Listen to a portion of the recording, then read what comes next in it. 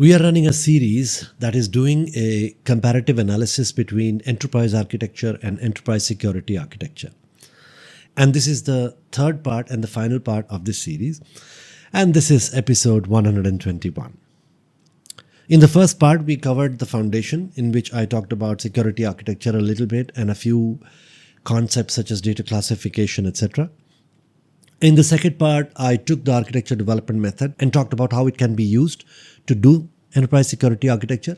We went phase by phase, looked at the various information that you collect in each phase of the ADM when you're doing enterprise architecture and when you're doing enterprise security architecture, which would enable you to understand the core differences. And I also talked about how the ADM can be customized to suit any needs for that matter, not just security architecture. Today we'll talk about a few other concepts unrelated to architecture development method, but related to enterprise architecture and security architecture.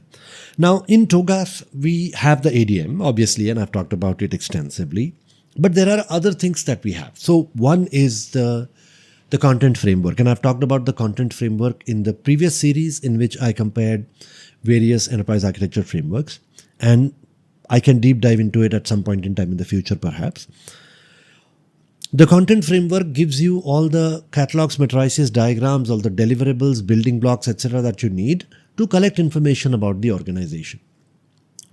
Now, the content framework can be customized to collect information about enterprise architecture and enterprise security architecture, right?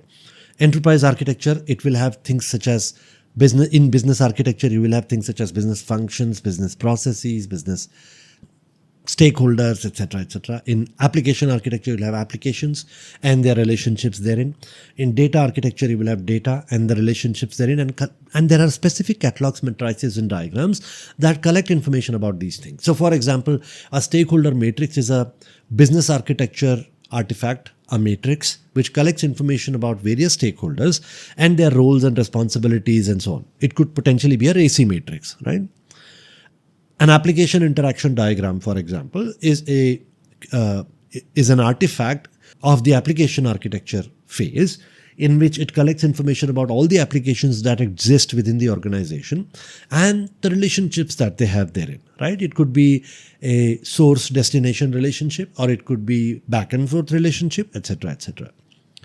And then we have application data matrix or an application data diagram, which talks about which data is accessed by which application, and so on.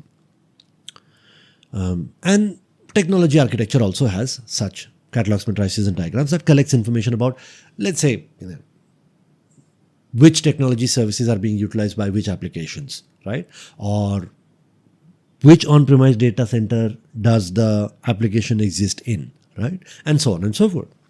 Now, security architecture collects information about security related to all of this. So it has specific catalogs, matrices, and diagrams that talk about how each application, how each business process, how each data classification, and how each technology is secured, right? About encryption at rest and encryption in motion, about ring fencing, right?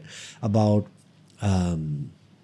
firewalls, for example, in technology architecture. So all this information is collected, right?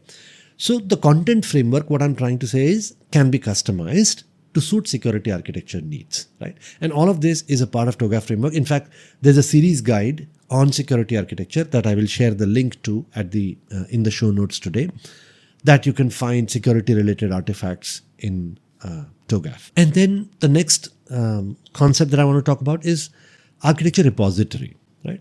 Now, when you're doing enterprise architecture, what is a repository? A repository is essentially an enterprise architecture tool, right? And that's why I say that enterprise architecture tools are not very simple. You can't just install it on your laptop and start using it.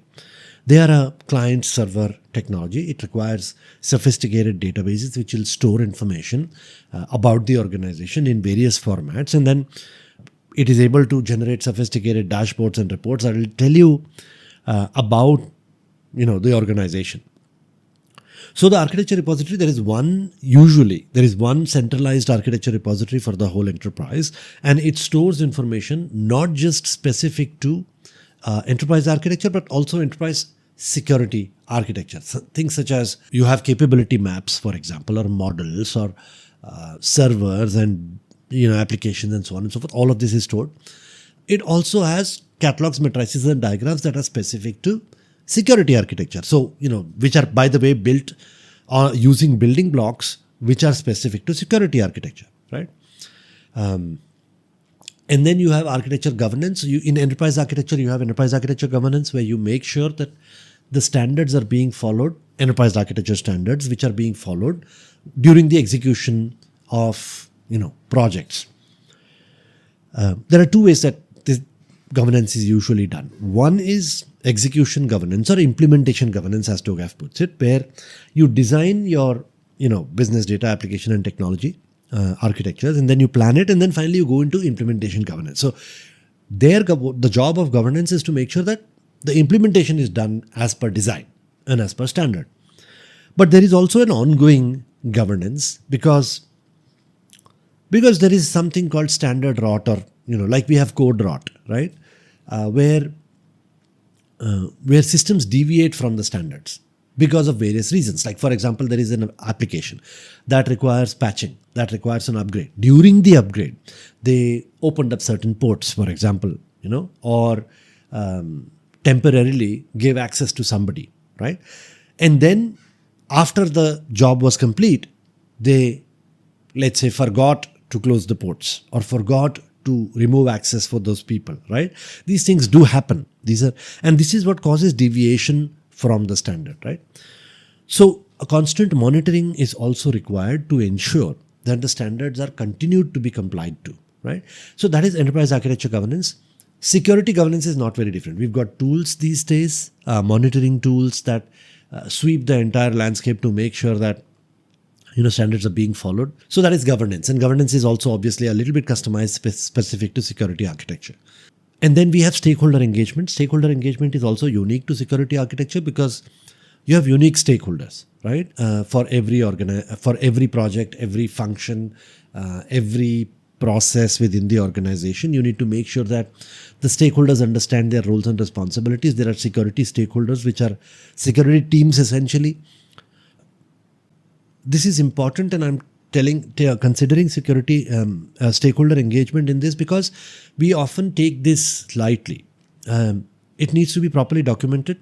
There needs to be a security roster in which all the security stakeholders are documented. For example, let's say there is an incident. There's a malware attack, right? Who are the first people that need to be informed about a malware attack? This needs to be properly documented so that it happens. Now, obviously, these days we have sophisticated systems that will trigger off alerts to the right people. And if it's there, very good. But if it's not there, then it needs to be documented properly. See, enterprise architecture is a very old concept. And in the old days, we did not used to have automatic triggering processes. And the framework was designed keeping in mind that in case if there is an incident, these are the people that need to be called, right?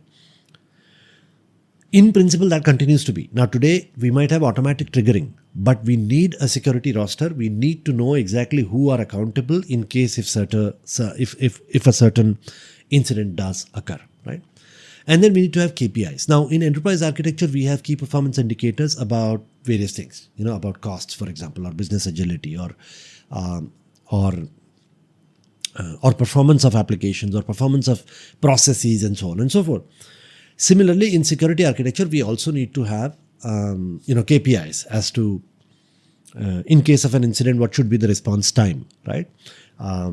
We have availability related information such as RPO and RTO, recovery point objective and recovery time objective. In case of an incident, how much data loss is acceptable depending upon what data classification is, and recovery time objective, how much time is acceptable for the system to be offline. So all these KPIs need to be properly documented as a part of enterprise security architecture. Now, that's more or less it. I have done a comparison between enterprise architecture and security architecture, but that's not the end, right? I want you to think about this a little bit. Whichever organization that you're working for, think about how all these things are done within your organization. Now, not every organization has an enterprise architecture team, right? They don't have an enterprise architecture capability.